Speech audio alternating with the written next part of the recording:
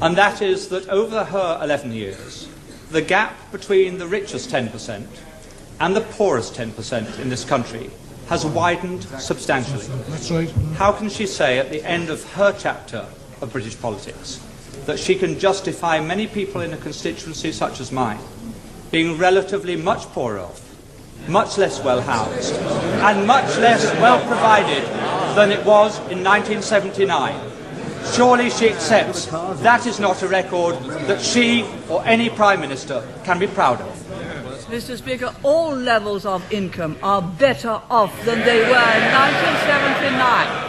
But what the honourable member is saying is that he would rather the poor were poorer, provided the rich were less rich.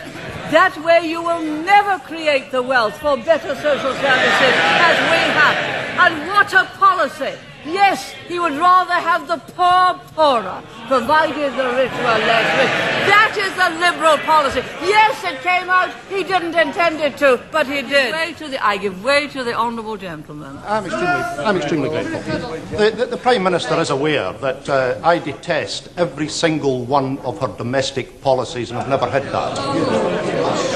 And I think that the honourable gentleman knows that I have the same contempt for his socialist policies as the people of East Europe who have experienced it have it for theirs.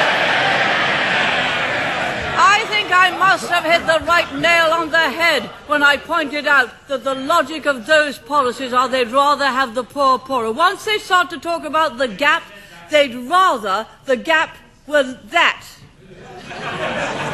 Down here. That. Not that. But that. So long as the gap is smaller, they'd rather have the poor poorer. You do not create wealth and opportunity that way. You do not create a property-owning democracy that way.